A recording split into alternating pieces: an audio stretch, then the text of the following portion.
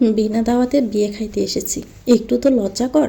তা না করে তুই রোস্টে দেন পোলাও দেন করেই যাচ্ছিস। তোরও কি একটু লজ্জা লাগছে না? ভয় লাগছে না? আমার তো ভয়ে কলিজার পানি শুকিয়ে কাঠ হয়ে গেছে, আমার গলা দিয়ে খাবারই নামছে না। তুই খা, আমি গেলাম ভাই। মিনমিন সুরে কথাটা বলতেই অপর পক্ষ থেকে কড়া একটা ধমক খায় মেয়েটি। তুই চুপচাপ খাতো। বিয়ে খাইতে এসেছি, খাবার খাবো না তো কি বাসন মাজবো? তোর এই বয়ের কারণেই ধরা খাবো আমি। একটু রিল্যাক্স থাক না বোন আমার। দেখ, জিমি পেট ভরে খা, যাতে বাসায় গিয়ে রাতে খেতে না হয়। মেয়েটার আগে কণ্ঠে বলল, ইসমের বাচ্চা, তুই যে গুড়ার কথা বলে চুরি করে বিয়ে বাড়িতে আসবি, এটা যদি আমি আগে জানতাম তাহলে কখনোই আসতাম না। জিমি দাঁতে দাঁত চেপে কথাটা বলল, হে, আমি না তোর বেস্ট ফ্রেন্ড? এরকম করছিস কেন? হ্যাঁ, তোর এরকম করার কারণে দেখ মানুষ কীভাবে তাকিয়ে আছে। নর্মাল হ। তোর এই হুতুম পেঁচার মতো মুখটা দেখে মানুষ বুঝে যাবে আমরা চোর। মেয়েটার কথায় জিমি আশেপাশে তাকিয়ে বয়ার্ত দৃষ্টিতে ইসমিকে বলল, ভাই আমার না প্রচণ্ড ভয় লাগছে রে। দেখ না কেমন করে তাকিয়ে আছে সবাই। আর শালা ক্যামেরাম্যানটাও মুখের উপর ক্যামেরা ধরে রেখেছে। মন চাচ্ছে একদম লাথি মেরে উগান্ডায় ফেলে দেয়। যেই না শরীর, তুই আবার পালাবি উগান্ডা? হাউ ফানি ইয়ার। ইসমি মেয়েটা ব্যঙ্গাত্মকভাবেই বলল, দূর পাক, আমি জায়গা, তুই তোর খাবার খা। চুরি করে খেতে এসেছি, সেখানেও আবার বলতেছিস এটা ভাল লাগে না, ওটা ভাল লাগে না, এটা ভালো হয় নাই, ওটাতে জাল হয় নাই। তুই আসলে কোন গ্রহের পানি রে? একমাত্র খোদাই জানে। কথাটা বলে স্যার থেকে উঠতেই যাবে, তখনই দুইটা ছেলে এসে তাদের টেবিলের সামনে দাঁড়ালো। এতেই দুজনেই ভরকে যায়, একে অপরের মুখ সাহসাই করে। এরই মধ্যে একটা ছেলে প্রশ্ন করে, আপনারা কোন পক্ষ? আপনাদের তো চিনলাম না। এমন প্রশ্নে দুজনেই হতভম্ব হয়ে যায়। আসলে কার বিয়ে হচ্ছে, মেয়ে নাকি ছেলে, তারা তো সেটাই জানে না। কি উত্তর দেবে? টেনশনে দাঁত দিয়ে নখ কামড়াচ্ছে দুজনেই। এরই মধ্যে অন্য ছেলেটি জিজ্ঞেস করে উঠল, কি হলো, কিছু বলছেন না যে? আপনারা কোন পক্ষের? আপনাদের তো চিনলাম না। ইসমি প্রশ্ন করে ওঠে। হ্যাংলা পাত্রা গড়নের ছেলেটা উত্তর দেয়, আমরা তো মেয়ে পক্ষ। ইসমি তৎক্ষণাৎ উত্তর দেয়, আমরা তো ছেলে পক্ষ। ইসমির কথায় ছেলে দুইটা ব্যবসাকে খেয়ে বলে, কিন্তু বরযাত্রী তো এখনো আসে নাই, তারা তো রাস্তায়, একটু আগেই তো কথা হলো। এরকম কথায় দুজনেই ভয় পেয়ে যায়।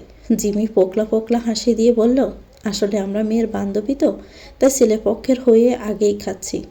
ও আসলে সেটা বোঝাতেই বরপক্ষ বলছে, ও আচ্ছা। ছেলেটা বলল।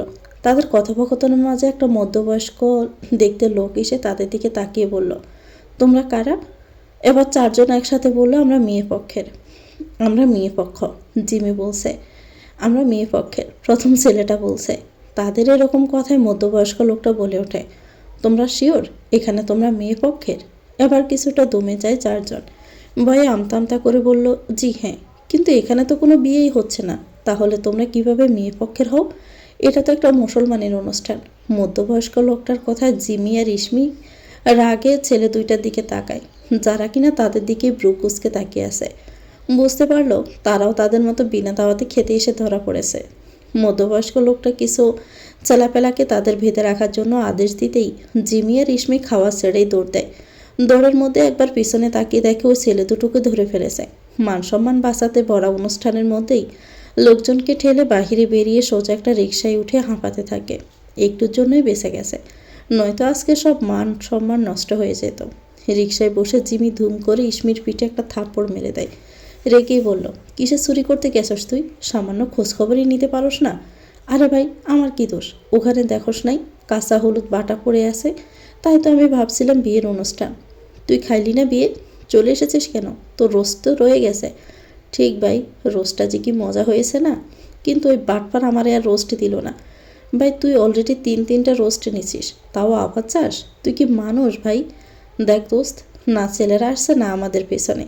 আয় আমরা গিয়ে আবার কতগুলো রোস্টে নিয়ে আসি। কথাটা শুনতে জিমির রেগে চলন্ত রিকশা থেকে ধাক্কা মেরে নিচে ফেলে দেয় ইসমিকে। রেগে কটমট করে বলল, তুই যা, আমার সাথে যদি আর একটা কথা বলছিস না তাহলে তোরে আমি খুন করব। শীতের শেষের দিক, বসন্ত এসে পড়েছে। সকালবেলা সূর্যের মিষ্টি রোদ এসে পড়েছে এক কিশোরী মেয়ের মুখে। জানালার বাইরে থেকে পাখির কিচিরমিচির শব্দ আসছে, জানান দিচ্ছে অনেক বেলা হয়ে গেছে। কিশোরী মেয়েটি পঞ্চমবারের মতো অ্যালার্মটা বন্ধ করে নড়ে চড়ে পুনরায় ঘুমানোর চেষ্টায়, কিন্তু তা মনে হয় আর সম্ভব হলো না। একটানা ফোনটা বেজেই চলেছে লাগাতার। নাকমুখ কুচকে ঘুম ঘুম চোখে দেখতে চাচ্ছে কোন মহান ব্যক্তি তার সাথে ঘুমটা 12টা বাজিয়েছে। মনে মনে তার 14 গোষ্ঠী উদ্ধার করে ফেলেছে। কলটা রিসিভ করে কানে নিতেই তার কানের 12টা বেজে গেল। সাইক্লোন মনে হয় তার উপর দিয়ে সুরসুর করে বয়ে যাচ্ছে। ভালো করে সে দেখে তার প্রাণপ্রিয় কলিজা বিষ্টু কলে। বাপসাপ এমন যে সামনে ফেলে ভর্তা বানিয়ে ফেলতো লবণ মরিচ ছাড়াই। এখন মাত্র ঘুম থেকে উঠেছে সে। মেয়েটা ঘড়ির দিকে তাকিয়ে দেখলো 8:30 বাজে। জিভে কামড় দিয়ে হুড়মুড় করে উঠে বসলো। সে তো ভুলেই গিয়েছিল আজকে তার ভার্সিটিতে প্রথম দিন। এক দৌড়ে গিয়ে ওয়াশরুমে প্রবেশ করলো। তাড়াতাড়ি করে ফ্রেশ হয়ে নিচে গিয়ে দেখলো তার বাবা ডাইনিংয়ে বসে তার জন্য অপেক্ষা করছে। তাড়াতাড়ি আম্মুকে বলল খাবার দেওয়ার জন্য। সে জানে এখন তার প্রাণপ্রিয় মাতাজি নিত্যদিনের মতো এসে ভাষণ শুরু করবে। কোনো মতো খেয়ে উপরে গিয়ে রেডি হয়ে নিচে নেমে আসলো। তাড়াহুড়োয় একটা গ্রে কালার 3 পিস পরে ওড়নাটা নিয়ে চোখে একটু আইলাইনার আর চুলগুলো ছেড়ে দেওয়া, ঠোঁটে হালকা লিপ বাম দেওয়া, ব্যাস এতটুকুই। এতেই যেন সৌন্দর্য ফুটে উঠেছে। বাবার সাথে দেখা করে রিকশায় করে ভার্সিটিতে চলে যায়। চাইলে সে বড় লোকের মতো গাড়ি নিয়ে যেতে পারত, কিন্তু তার সাধারণ মানুষের মতো জীবনযাপন করতে ভালো লাগে। তাই বাবাকে চলে যেতে বলে নিজেই রিকশা নিয়ে ভার্সিটিতে যায়। ঈশিতা নিশাত জিমি, বয়স 19+, গায়ের রং দুধে আলতা প্রসা, টানা টানা মায়াবী চোখ, ঘন কালো চুলগুলো কোমর ছড়িয়ে নিচে পড়ে, গোলাপের পাপড়ির মতো ঠোঁট, নাকটা খাড়া, দেহের গরম চিকন বাঁকানো। একমাত্র মেয়ে, বাবা ইশতিয়াক আহমেদ বিজনেসম্যান, মা গৃহিণী সুমনা বেগম, একমাত্র বেষ্টু ইসমি জাহান। গায়ের রং উজ্জ্বল শ্যামলা, ঠোঁট দুটো গোলাপি, নাকটা খাড়া, চেহারা কাট বাচ্চা বাচ্চা, লম্বা ঠিক আছে। বাবা বিজনেসম্যান জহিরুল ইসলাম, মা সুফিয়া খাতুন গৃহিণী, ছোট ভাই মাহিন। ইশতিয়াক আহমেদ আর জহিরুল ইসলাম বিজনেস পার্টনার হয়। জিমি আর ইসমি ছোটবেলা থেকে একে অপরের বেস্ট ফ্রেন্ড কম একে অপরের কলিজা যেন। ভার্সিটিতে পৌঁছে জিমি দেখে তার একমাত্র বেস্ট ফ্রেন্ড আগে থেকেই তার জন্য অপেক্ষা করছে। জিমি তার কাছে যেতে ইসমি বলল, তোর এতক্ষণ লাগে আসতে? আমি আধা ঘন্টা ধরে তোর জন্য অপেক্ষা করতেছি। তুই সব সময় দেরি করে আসিস, বলে আজকের দিনও দেরি করে আসবি? জিমি ইনোসেন্ট পেজ বানিয়ে বলল, আমি কি ইচ্ছে করে দেরি করে আসি? কীভাবে যেন হয়ে যায়। ইসমি বলল, ঢং বাদ দিয়ে চল, এমনিতে দেরি হয়ে গেছে। ভাবছিলাম ভার্সিটিতে ঘুরে ঘুরে দেখব। জিমি বলল, আচ্ছা ছুটির পরে দেখব, এখন চল ক্লাসে যাই। কিন্তু ইস্যু, তুই কি জানিস কোনটা ক্লাসরুম আমাদের? ইসমি বলল, হ্যাঁ দেখেছিলাম, চল যাই। টিফিন পিরিয়ডে ইসমি আর জিমি হেঁটে হেঁটে ক্যান্টিনের দিকে আসছিল। হঠাৎই মনে হলো তাদেরকে কেউ ডাকছে। তারা দুজনেই তাকিয়ে দেখে 5 জন ছেলে কৃষ্ণচূড়া গাছের নিচে দাঁড়িয়ে আছে, একজনের হাতে গিটার। জিমি ভয় পায়, কারণ সে শুনেছে পাবলিক ভার্সিটিতে র্যাগিং হয়, সিনিয়ররা অনেক ভয়ঙ্কর হয়, আর ছেলেগুলোকে দেখে তো সিনিয়রই মনে হচ্ছে। জিমি ইসমির হাতটা চেপে ধরে বলল, চল আমরা চলে যাই। ওরা যখন চলেই যাবে তখন আবার ডাক পড়ে। ইসমি বলে, চল তো, যা হবে দেখা যাবে। কৃষ্ণচূড়া গাছের নিচে বসে আড্ডা দিচ্ছে 5 বন্ধু, কিয়ান, সাব্বির, রিহান, তামিম আর শ্রাবণ। কিয়ান বাইকে বসে ফোন চালাচ্ছে আর বাকি 4 জন আড্ডা দিচ্ছে। আড্ডার মধ্যে তামিম বলে ওঠে, ঈশান কখন আসবে? ওকে ছাড়া ভালো লাগে না। রিহান বলল, ঠিক। সাব্বির বলে, আজকে তো ফার্স্ট ইয়ারের প্রথম দিন, চল একটু মজা করি। কিয়ান, তুই কি বলিস?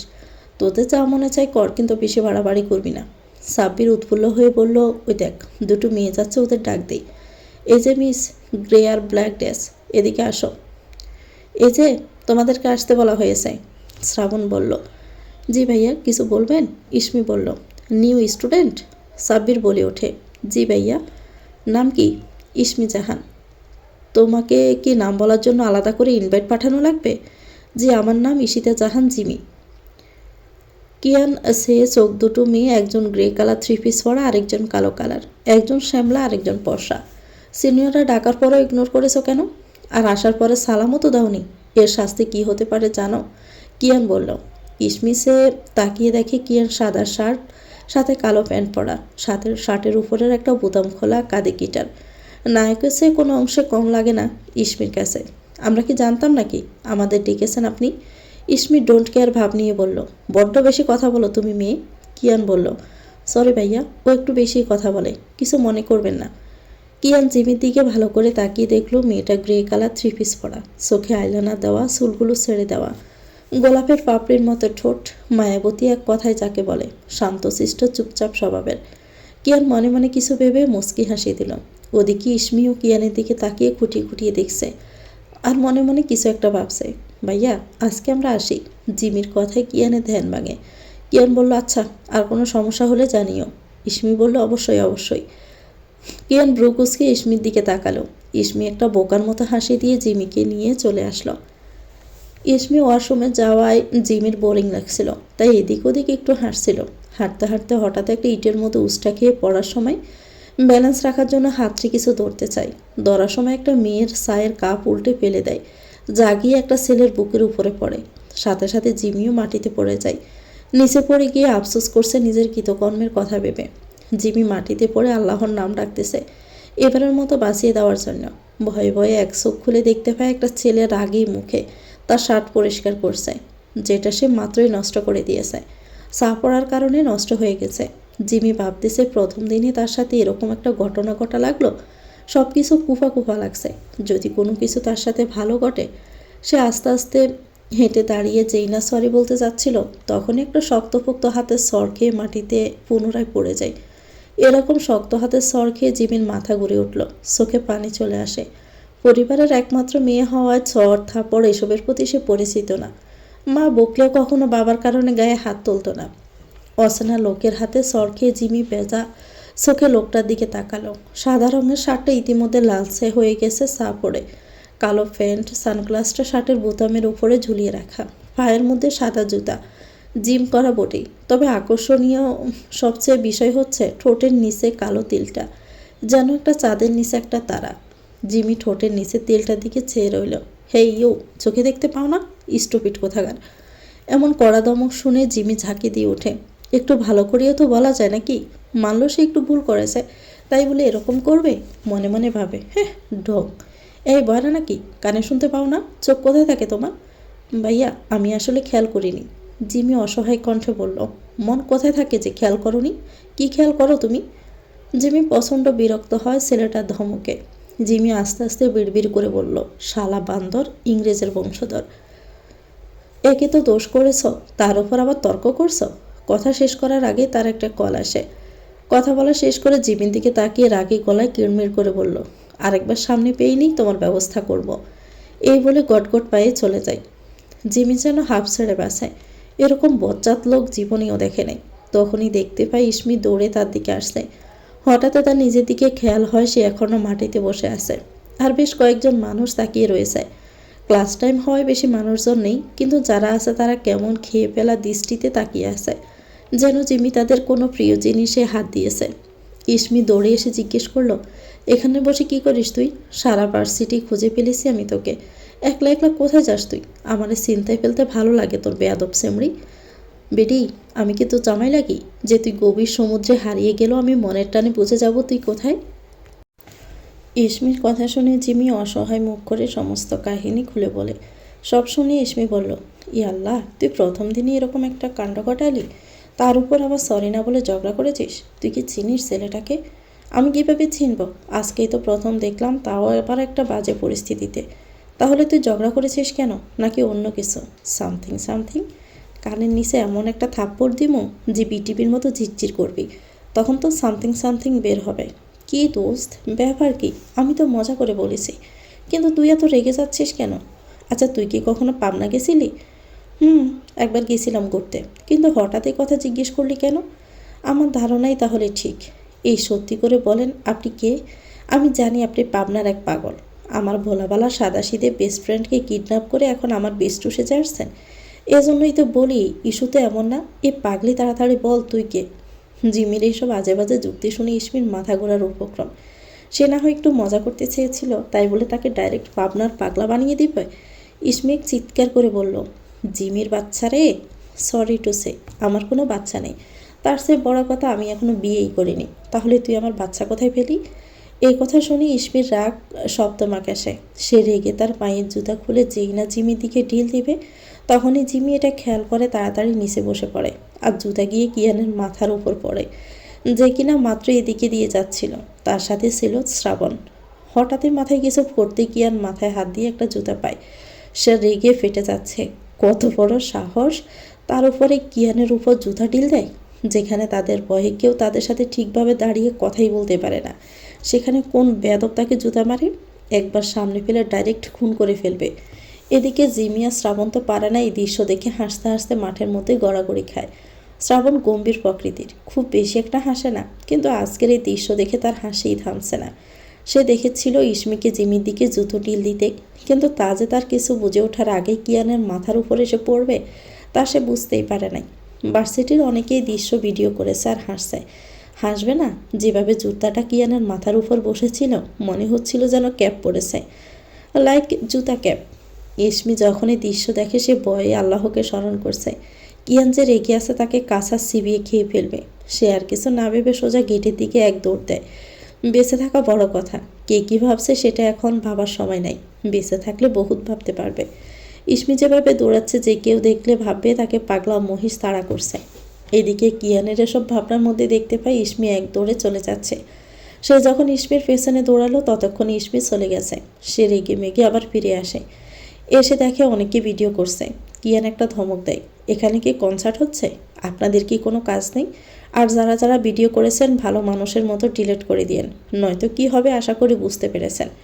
কিয়ানের ধমক শুনে সবাই ভিডিও ডিলিট করে দেয়, আর আস্তে আস্তে সবাই চলেও যায়, নয়তো দেখা যাবে তারা নিজেই নিজের পায়ে কুড়াল মেরেছে। কিয়ান গিয়ে শ্রাবণকে একটা ধমক দেয়, হাবলার মতো হাসছিস কেন?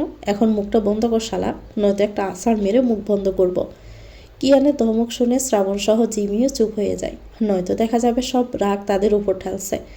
কিয়ান যখনই জিমিকে কিছু বলতে যাবে দেখে জিমিও এক দূরে হাওয়া। কিয়ান হা করে জিমি যাওয়ার দিকে তাকিয়ে আছে। ইসমি যখন বাসায় যায় হাঁপাতে হাঁপাতে, সে দৌড়ানোর সময় একটা কুকুরের লেজে পাড়া দিয়েছিল বলে কুকুর তাকে আধা ঘন্টা দৌড় করিয়েছে। দৌড়ানোর সময় সে কাদার মধ্যে পড়ে যায়, তার শরীরের অবস্থা বেহাল, চুলগুলো পাগলের মতো হয়ে আছে, চোখে মুখে কালি, পায়ে জুতা নেই, ওনার অবস্থাও বেহাল। আসার সময় মানুষ তাকে দেখে ভয় পেয়ে চিৎকার দিয়ে দূরে সরে গেছে। ইসমি বাসায় প্রবেশ করে দেখে তার মা সুফিয়া খাতুন সোফায় বসে টিভি দেখছে। হঠাৎই তার দিকে খেয়াল করলে ভদ্রমহিলা বয়ে চিৎকার দিয়ে সোফায় উঠে যায় আর বলল, খালা আপনি বাড়িতে কিভাবে ঢুকেছেন? এখানে ভিক্ষা দেওয়া হয় না, ভিক্ষা নেওয়ার হলে পরে আসবেন, এখন যান। আর আপনাকে দেখে তো ইয়াং মনে হচ্ছে, তাহলে কাজ করে খেতে পারেন না, ভিক্ষা করেন কেন? ইসমি বলল, মা এই দিনও কি আমার দেখা লাগলো? শেষমেশ তুমিও। এ বলে তার নিজের রুমে যেতে নেই। সুফিয়া খাতুন বলল, এ মহিলা, আপনার সাহস তো কম না, আমার মেয়ের ভয়েস নকল করেন আবার বাড়িতে ঢুকতেছেন। ইসমি কোনো কথা না বলে রুমে চলে যায়। তার নিজের মাথা নিজেরই ফাটাতে মন চাচ্ছে। ইসমি গোসল করে ফ্রেশ হয়ে ঘুমিয়ে পড়ে। আপাতত তার একটু শান্তির প্রয়োজন, মাকে পরে বোঝানো যাবে। এদিকে জিমি ইসমি চলে যাওয়ার পর সেও চলে আসে। একা একা আর ভালো লাগে না। প্রথম দিনেই তাদের সাথে অত্যন্ত জঘন্য কাজ হলো। ইস কি বিচ্ছিরি অবস্থা। তাদের দুজনের কপালে দুঃখ আছে। জিমি বাসায় গিয়ে ফ্রেশ হয়ে ইসমির নাম্বারে কল করে। একটা দুটা এরকম করতে করতে 10টা কল করে, কিন্তু ওভার্স থেকে কেউ কল ওঠায় না। বিরক্ত হয়ে জিমি নিচে চলে যায়। নিচে যেতে তার মা তাকে দুপুরের খাবার খাইয়ে দেয়। খাবার খেয়ে জিমি রুমে এসে ইসমিকে আবারও কল করে, কিন্তু কেউ ধরে না। তাই সেও একটু ঘুমাতে যায়, কিন্তু তার ঘুম আসছে না। বারবার ওই লোকটার কথা মনে পড়ছে। আজব তো, বারবার ওই ইংরেজের কথা মনে পড়ছে কেন? গোল্লা চাকুই লোক। এসব ভাবতে ভাবতে সেও ঘুমিয়ে পড়ে। রাত 11:47। 6 বন্ধু আড্ডা দিচ্ছে ঈশানের গেস্ট হাউসে। এখানে তারা সব বন্ধুরা প্রায় আড্ডা দেয় আর মজা করে। আজকের কারণটা একটু ভিন্ন। শ্রাবণ ইসমির কথা কাণ্ডের সাথে সবাইকে বলছে, কিভাবে জুতাটা সই সই লেগেছে একদম মাথার উপর বসে। সেই থেকে সবাই হাসতে হাসতে এক একজনের উপর গড়াগড়ি খাচ্ছে। আর কিয়ান গোমরা মুখ করে বসে আছে, তার কথা কেউ ভাবছে না। তার সব মান সম্মান শেষ করে দিচ্ছে ওই বেয়াদব মেয়ে, অথচ এরা হাসছে। সবগুলো বন্ধু নামের কলঙ্ক। মনে মনে প্রণ করলো এর প্রতিশোধ তো সে নেবেই, ওই মেয়েকে সে এমনি এমনি ছাড়বে না। হঠাৎই রিহান বলল, ঈশান তখন তুই ভার্সিটি থেকে না বলে চলে আসলি কেন? রিহানের কথায় সবাই হ্যাঁসূচক সম্মতি জানায়, অর্থাৎ তারাও শুনতে চায়। ঈশান বলল, আর বলিস না, এক স্টপিটের সাথে দেখা হয়েছে, মেজাজটাই বিগড়ে দিছে। কি বলিস, কিভাবে? আরে বাদ দে তো ফালতু কাহিনী। এরকম আরও কতক্ষণ আড্ডা দিয়ে যে যার বাড়ি চলে যায়। সকালে আবার তাদের ভার্সিটি আছে, সামনে তাদের পরীক্ষা, তাই মিস দেওয়া যাবে না।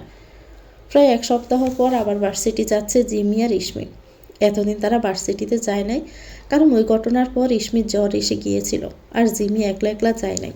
প্রতিদিন নিয়ম করে ইসমির সাথে দেখা করতে যেত। তাছাড়াও ওই দিন ইসমির ব্যাগ সে নিয়ে গিয়েছিল।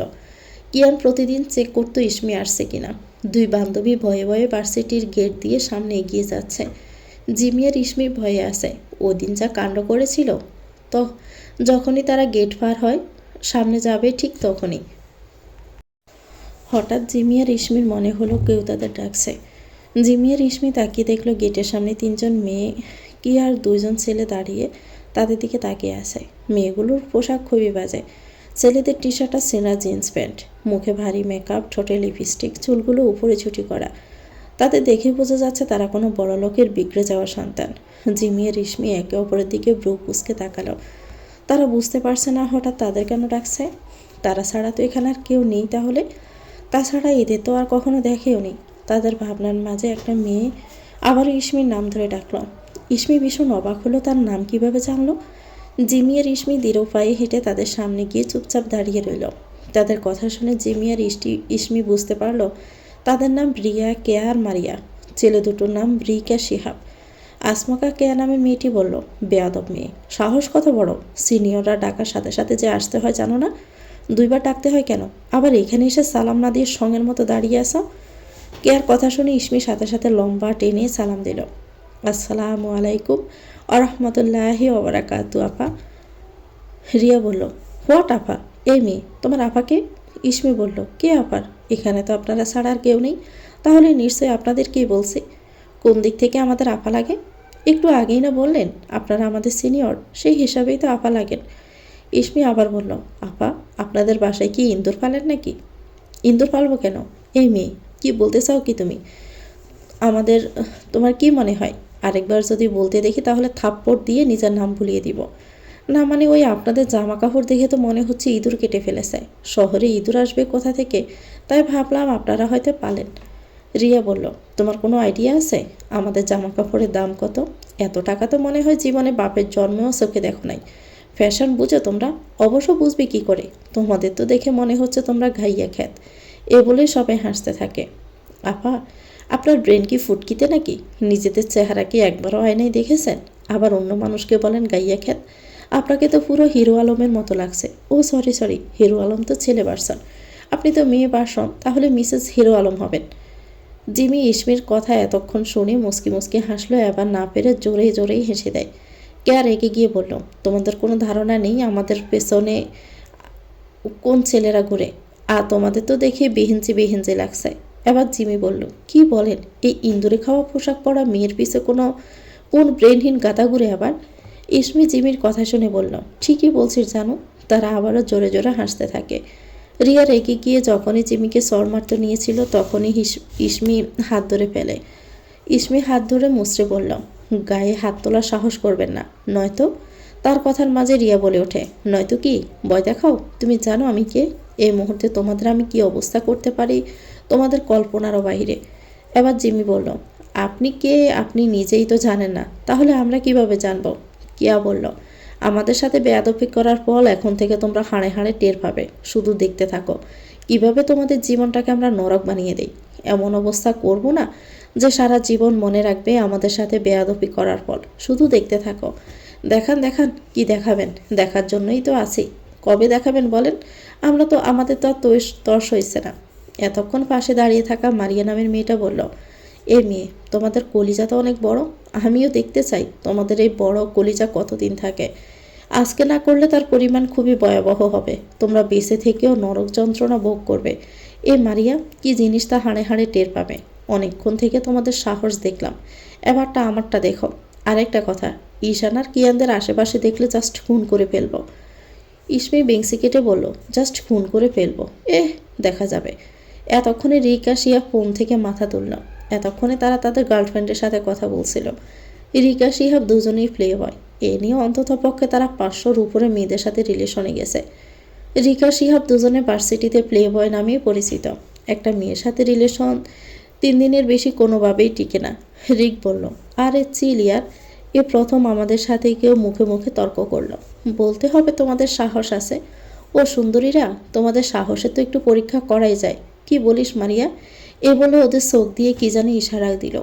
তারপর একটা কাগজে কিছু লিখে জিমি হাতে দিয়ে বলল, ওই যে কৃষ্ণচূড়া গাছের নিচে যে ছেলেটা বসে আছে তাকে দিয়ে আসো। যদি না দিয়ে আসতে পারো তাহলে ভাববো তোমরা বিতু। আর সবার সামনে হাঁটু গেড়ে বসে ক্ষমা চাইতে হবে। আর শর্ত হলো কাগজের মধ্যে কী লেখা আছে তা তুমি দেখতে পারবে না। আর তুমি, ইসমিকে উদ্দেশ্য করে, গেট দিয়ে যে প্রথম আসবে তাকে হয় কিস করতে হবে, না হয় থাপ্পড় মারতে হবে। এখন ভেবে দেখো কি করবে। জিমি বলল, আমরা আপনাদের কথা শুনতে বাধ্য নই। শিহাব বলল, পারবে না ওটা বলো, বিতু কোথাকার। দেখেছিস কেয়া, আমাদেরকে সবাই ভয় পায়, নিজেদের কেমন রাজা রাজা মনে হচ্ছে রে। সবাই বলে জোরে জোরে হাসতে থাকে। জিমি ইসমির দিকে তাকালো। ইসমি ইশারায় হ্যাঁ বলতে যাবে। জিমি আর ইসমি বলল, আমরা রাজি। এদিকে তারা সবাই মনে মনে শয়তানি হাসি দেয়। ইসমি আবার বলে, তবে আমাদের একটা শর্ত আছে। কি শর্ত?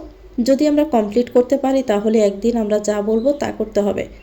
আচ্ছা, আমরা রাজি। ওকে। রিয়া রিকের কানে কানে বলে, তুই ওদের শর্তে রাজি হলি কেন? ওরা যদি পেরে যায়? চিল ইয়ার, এমন জিনিস দিয়েছি না জীবনেও পারবে না। ইসমি গেটের কাছে অনেকক্ষণ ধরে অপেক্ষা করছে, কিন্তু কেউ আসছে না। হঠাৎ একটা বাইক এদিকে আসতে দেখে ইসমি তাড়াতাড়ি গিয়ে বাইকের সামনে দাঁড়ালো।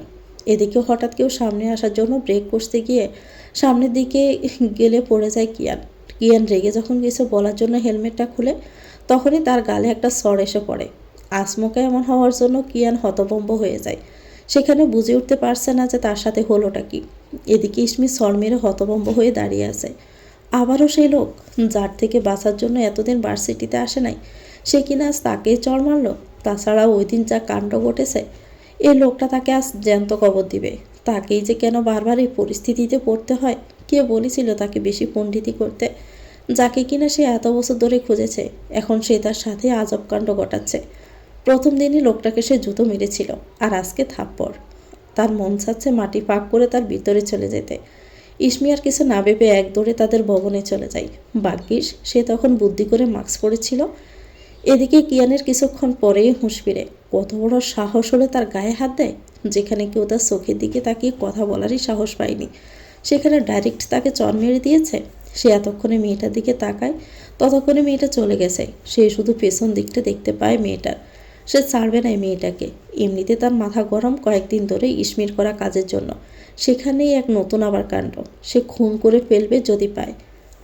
ভার্সিটির এত এত মেয়েদের ক্রাশকে আজকে একটা মেয়ে চড় মেরেছে। এটা বাতাসের গতিতে ছড়িয়ে যায়। মেয়েটাকে ফেলে যেন তারা এখানেই খুন করে ফেলবে। একটু আগে যেখানে একটা মানুষও ছিল না, সেখানে এখন ভিড় লেগে গেছে। পারে না তো এখনই লাইভ টেলিকাস্ট করতে। কত মেয়ের কল্পনার পুরুষ কিয়ান। কেউ কেউ ভয়ে তাদের সামনে গিয়ে বলতে পারে নাই। ইয়াশ, কিয়ান, রিহান, শ্রাবণ, সাব্বির, তামিম, তারা ভার্সিটিতে সব মেয়েদের ড্রিম বয়। ভার্সিটিতে সবাই তাদের ভয় পায়। কেউ তাদের গায়ে হাত তোলা তো দূর, তাদের সাথে কথা বলা পর্যন্ত সাহস নেই। আর সেখানে কিনা একটা মেয়ে এসে একদম চড় মেরে দিয়েছে। এই খবরটা যেন বাতাসের চেয়ে দ্রুত গতিতে ছড়িয়ে গিয়েছে ভার্সিটিতে। এদিকে কৃষ্ণছড়া গাছের নিচে একটা ছেলে নিচু হয়ে বই পড়ছে, তাই তার চেহারা দেখে দেখা যাচ্ছে না। তার পাশে রিহান, শ্রাবণ, সাব্বির, তামিম মুখটাকে অসহায় বানিয়ে দাঁড়িয়ে আছে। কিয়ান তার বাসায় গিয়েছিল তার গিটারটা আনতে, কিন্তু এখনও আসছে না কেন সেটাই তারা বুঝতে পারছে না। কিয়ান তো ভুলেছে সে এসে পড়েছে তাহলে। জিমি একবার সামনে যাচ্ছে তো আরেকবার পিছনে তাকাচ্ছে। সে জানে না কাগজে কী লেখা। সাহস করে তো বলেছে, কিন্তু এখন সে এগোতে পারছে না, পিছোতেও পারছে না। এদিকে আবার ছেলেটার মুখও দেখা যাচ্ছে না। সে আস্তে আস্তে হেঁটে গিয়ে ছেলেটার পিছনে দাঁড়িয়ে চারপাশে দেখল। তারপর কাগজটা ছেলেটার বইয়ের সামনে তুলে ধরল। হঠাৎ সামনে কিছু দেখায় ঈশানের বই পড়ায় ব্যাঘাত ঘটে। সে ব্রুপুসকে সামনে তাকাতে জিমির সাথে চোখাচোখি হলো। এদিকে জিমি ঈশানকে দেখে কলিজায় পানি শুকিয়ে গেছে। সে ভয়ে কাঁদতে লাগলো। জিমি যখন হাতটা সরিয়ে নিচ্ছিল, তখনই ঈশান তার হাত সরানোর আগেই কাগজটা নিয়ে নেয়। ঈশান কাগজটার ভাঁজ খুলে পড়তেই তার মাথায় রক্ত উঠে যায়। সে বুঝতে পারছে না হাসবে নাকি কাঁদবে। একবার কাগজের দিকে তাকাচ্ছে তো একবার জিমির দিকে তাকাচ্ছে। জিমি ঈশানের এরকম চাহনি দেখে মনে মনে আল্লাহকে ডাকছে, এবারের মতো বাঁচিয়ে দেওয়ার জন্য। আর কখনো পাকনামি করবে না। ঈশান বলে ওঠে, এই মেয়ে, এই নিজেকে কি মনে করো তুমি? আর এসব কি লিখেছ? মন চাচ্ছে গাছের সাথে উল্টো করে ঝুলিয়ে রাখি, তাহলে বাদরামে ছুটে যাবে। চুপচাপ এই বেঞ্চের উপর উঠে এক পায়ে কানে ধরে দাঁড়িয়ে থাকো, নয়তো সত্যি সত্যি গ্যাসের সাথে উল্টো করে ঝুলিয়ে রাখবো। এই কথা শুনে জিমির আত্মা যেন বের হয়ে আসবে। কি লজ্জার ব্যাপার! এত বড় মেয়ে হয়ে কিনা একটা বেঞ্চের উপর উঠে এক পায়ে কানে ধরে দাঁড়িয়ে থাকবে। এতে করে কি আর তার মান সম্মান আর কিছু থাকবে? কিন্তু কিছু করার নেই। যদি এই ইংরেজটা সত্যি সত্যি গাছের সাথে উল্টো করে ঝুলিয়ে রাখে, তখন কি হবে? দেখা হওয়ার পর থেকে কেমন খবিশের মতো কথা বলে, একটুও ভালো করে কথা বলে নাই। এই স্টুপিড, তোমাকে কি বলেছি শুনতে পাও নাই? বয়রা নাকি তুমি? এবারের মতো ছেড়ে দেন প্লিজ। চুপচাপ যা বলছি তাই করো, নয়তো করছি। তাদের কথোপকথনের মাঝে শ্রাবণ, সাব্বির, তামিম, রিহান এগিয়ে এসে ব্রুকুসকে তাদের দিকে তাকিয়ে আসে। এতক্ষণ তারা একটু দূরে হাসছিল। তারা বুঝতে পারছে না জিমি কেন কান ধরে দাঁড়িয়ে আছে আর ঈশান কেন এরকম রেগে আছে।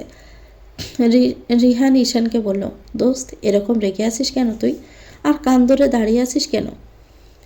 রিহান, কি হলো, কিছু বলছিস না কেন? একটু সময়ের ভিতরে আবার কি হলো? রিহান এবার জিমির দিকে তাকায়। জিমি চোখ দিয়ে ইশারা দিয়ে ঈশানের হাতের কাগজটা দেখায়। শ্রাবণ গিয়ে ঈশানের হাত থেকে কাগজটা সো মেরে নেয়।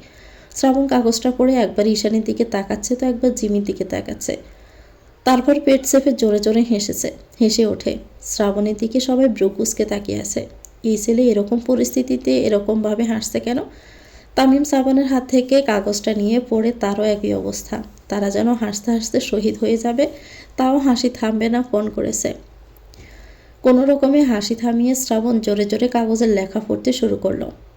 ঈশান বিশান সিকা ইঁদুর, খালি খায় থাপ্পড়, দেখতে লাগে বোদাই কাক, ঠিক যেন একটা গাদার সাজ। গাদা দেখতে সাদা, ঈশান জিরাফের মতো সোজা। গন্ডারের কষা গু, ঈশানের মাথার গিলু।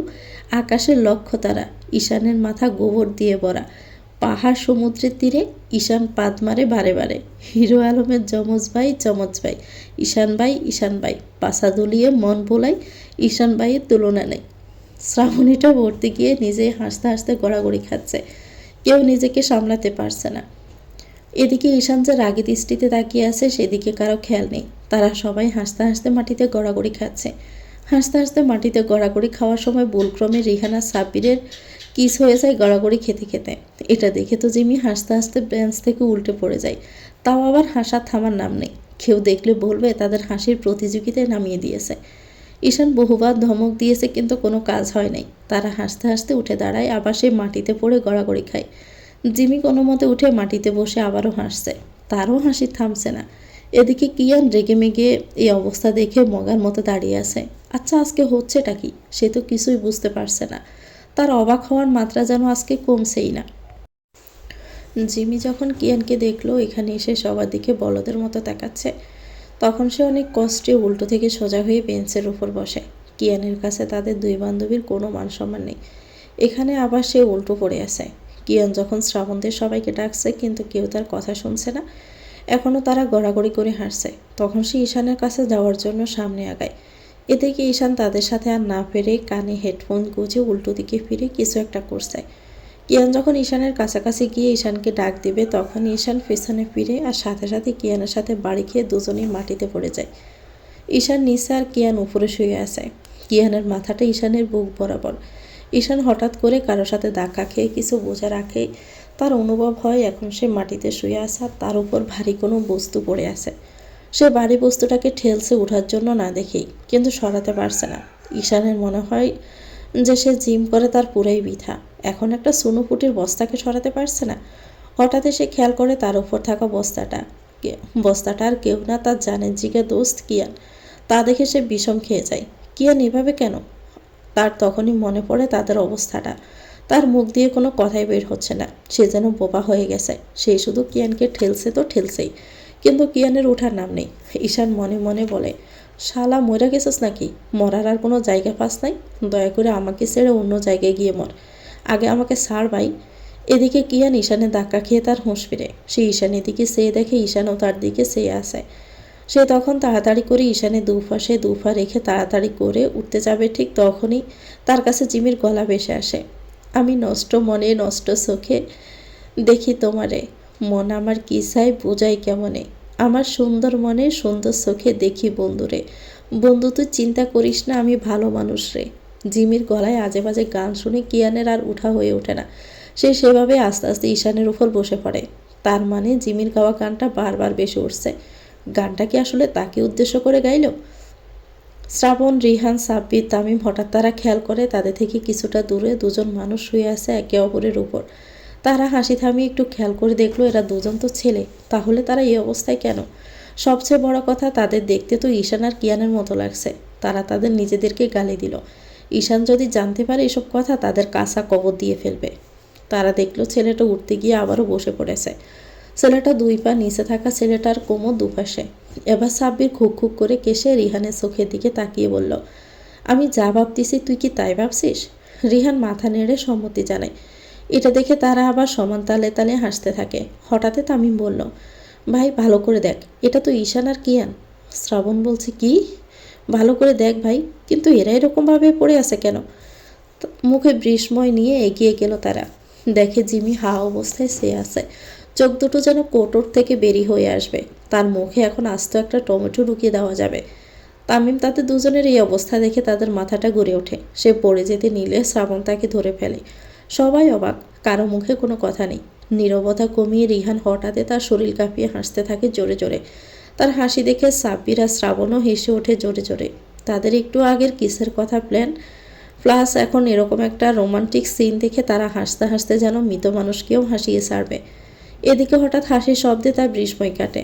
তখনই ওই অবস্থায় ঈশান আর কিয়ানকে দেখে অটোমেটিক ওই রকম একটা গান বের হয়েছে। সব দোষ ওই ইসমির, তার সাথে থাকতে থাকতে সেও ওরকম হয়ে গেছে। কি একটা বিশ্রী অবস্থা। জিমি যখন কোনো কিছু না সোজা দৌড় দেয়, তখন ঈশানের পাশাপাশি আসতে একটা কলার খোসায় পিছল খেয়ে কিয়ানকে ধাক্কা মারে। কিয়ান ধাক্কা খেয়ে গড়াতে গড়াতে গিয়ে পাশে থাকা পুকুরের পানিতে ঠাস করে পড়ে যায়। কিয়ান পুকুরের পচা পানি খেতে কোনো রকম বেশি ওঠে। এই পুকুরের সমস্ত পানি পচা, এখানের মাছও কেউ খায় না, আর সে কিনা সোজা পানি খেয়ে ফেললো। আজ সে এখানে পড়লো কিভাবে? সে তো ঈশানের উপরে বসেছিল, তাহলে তারা যেখানে পড়ে গিয়েছিল সেটা তো রাস্তা ছিল, আর তার পাশেই তো এই পচা পুকুরটা ছিল। কিন্তু এত দূর থেকে সে কিভাবে পুকুরে এসে পড়লো সোজা? হঠাৎ তার মনে পড়ে সে তো কারো ধাক্কা খেয়েছিল। কার ধাক্কা খেয়ে পানিতে পড়েছে তা দেখার জন্য দেখে জিমি ঈশানের হাতের উপর বসে আছে, আর ঈশান এখনও শুয়ে আছে। আর তার বন্ধুরা হাসতে হাসতে একজন আরেকজনের সাথে বাড়ি খাচ্ছে, তাও হাসা থামছে না। কিয়ান আজকে সকাল থেকে এখন পর্যন্ত ঘটা ঘটনাগুলো মনে করে। তার মনে হচ্ছে সে কোনো ভিন্ন গ্রহে আছে। একটা ঘটনা বুঝতে না বুঝতে আরেকটা শুরু হচ্ছে। তার সব মাথার উপর 10 ইঞ্চি উপর দিয়ে যাচ্ছে। কোনো কিছু বোঝার আগে তার সাথে কত কিছু ঘটে যাচ্ছে তার মাথায় কাজ করছে না। সে কোনো দিকে তাকিয়ে কী ভাবছে সেটা বুঝতে পারছে না। সে যেন অনুভূতিহীন হয়ে গেছে। এখনও সে পানির মধ্যেই দাঁড়িয়ে আছে। হঠাৎ ধাম করে কিছু পানির মধ্যে পড়ার শব্দে জিমি, ঈশান, সাব্বির, তামিম, শ্রাবণ, রিহান তাকিয়ে দেখে কিয়ান গড়াতে গড়াতে পানিতে পড়ছে। পানিতে পড়লো কি করে? এখন তো ওইরকমভাবে বসেছিল, হঠাৎ পানিতে গেল কিভাবে? কয়েক সেকেন্ডের ভিতর কি হয়েছে কেউ বুঝতে পারছে না। বুঝতে না পারলে কি হবে, তারা তো সবাই তার গড়িয়ে পড়া দেখেই হাসছে। তবে ঈশান বাদে। একটা মানুষকে যেমন 10 দিন পর খাবার দিলে যেমন খায়, তাদের দেখে মনে হচ্ছে তারা কত বছর পর হাসছে। হাসি যেন থামছেই না। এদিকে ঈশান, যাকে নিয়ে প্রথমেই কাহিনী শুরু হয়েছিল, সে এখনও চুপচাপ, তার কানে হেডফোন। সবাই এটাই বোঝার চেষ্টা করছে সে কি কিছু শুনতে পাচ্ছে না নাকি কিছু বলছে না। তারা তো আর জানে না তাদের রাগী বন্ধু জীবনে প্রথমবার এরকম একটা পরিস্থিতিতে পড়ে শক খেয়ে আছে।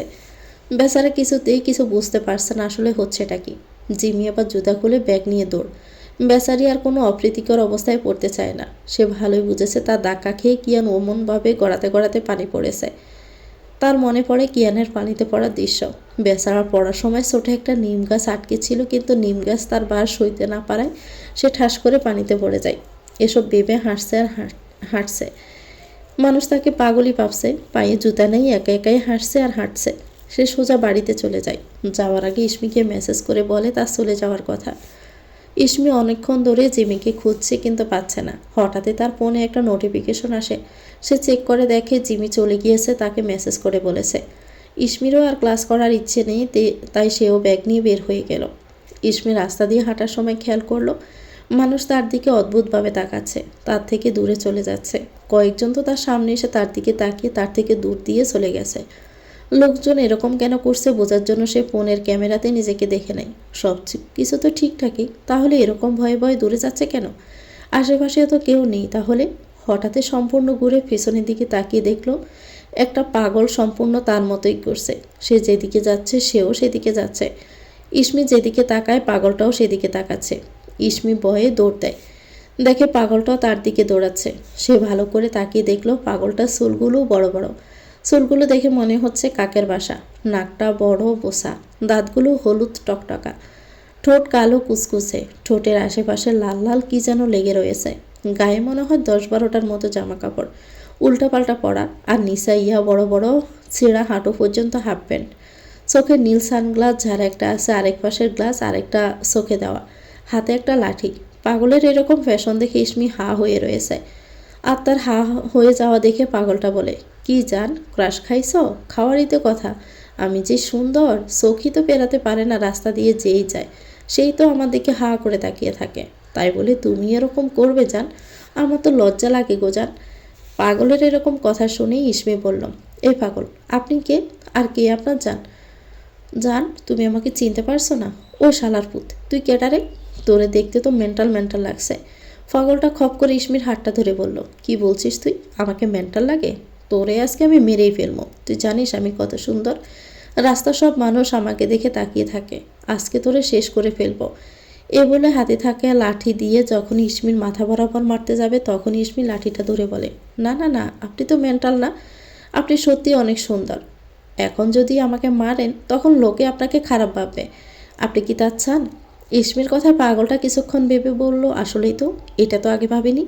আমার হাতটা একটু ছাড়েন, আপনাকে একটা ম্যাজিক দেখাবো। সত্যি?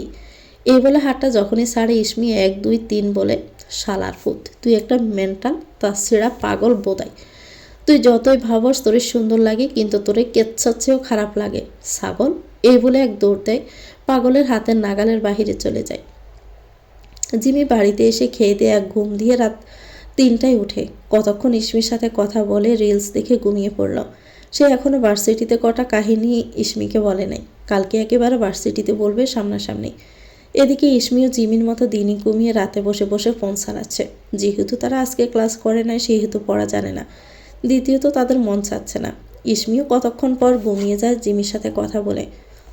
পরের দিন ভার্সিটিতে তারা কোনো ঝামেলা ছাড়াই ক্লাস করে বাহিরে বেরিয়ে আসে। আজকে ঈশানদের গ্রুপকেও দেখতে পেল না, তাছাড়াও ওই মারিয়াদের গ্রুপকেও দেখতে পেল না। তারা দুজন ক্যান্টিনে বসে খাবার খাচ্ছে, তখনই শুনতে পায় কিছু সিনিয়ররা আলোচনা করছে কিছুদিন পর তাদের নবীনবরণ সেটা নিয়ে। তাদের ক্লাসে এখনও বলা হয়নি নবীনবরণ নিয়ে। জিমি খাবার খেয়ে কালকের সমস্ত কাহিনী খুলে বলে। সব শুনে ইসমির অবস্থা খারাপ হাসতে হাসতে। তার সবচেয়ে বেশি হাসি পেয়েছে কিয়ানের কাহিনী শুনে। বেচারার সাথে কত কিছু হলো, হঠাৎ তার করা কাজের কথা মনে পড়ল। সাথে সাথে মুখটা অন্ধকার হয়ে যায়। পরক্ষণে আবার জিমির কথা শুনে হাসতে লাগলো। ইসমিও সব কিছু খুলে বলে কিয়ানকে সর মারা সহ পাগলের সেই কাহিনী। জিমি এখন ইসমিকে পাগলের জান বলে ডাকছে আর হাসছে। তাদের হাসির শব্দে আশেপাশে অনেক মানুষ তাদের দিকে অদ্ভুতভাবে চেয়ে আছে। এখানে অনেক সিনিয়র আছে, তাদের সবাই বয়ে চুপ, কেউ কোনো কথা বলছে না, কিন্তু তাদের যেন কোনো হুঁশ নেই, তারা নিজেদের মতো হাসতে ব্যস্ত। হঠাৎ কেউ ঝড়ের গতিতে এসে জিমির গালে ঠাস করে একটা চড় মেরে দেয়। হঠাৎ এমন হয় কেউ কিছু বুঝতেই পারছে না, সব কিছু ভীষণ নীরব হয়ে আছে। আশেপাশে কোনো টু শব্দ হচ্ছে না। জিমি গালে হাত দিয়ে চুপ করে বসে আছে। তারপর হঠাৎ আরেকটা চড়ের ঠাস করে শব্দ হলো। তো ভিউয়ার্স, এটা গল্পের প্রথম পর্ব। পরবর্তী অংশ পেতে চ্যানেলটিকে সাবস্ক্রাইব করে আমাদের সাথে থাকবেন। সবাই ভালো থাকবেন। আল্লাহ হাফেজ। আসসালামু আলাইকুম।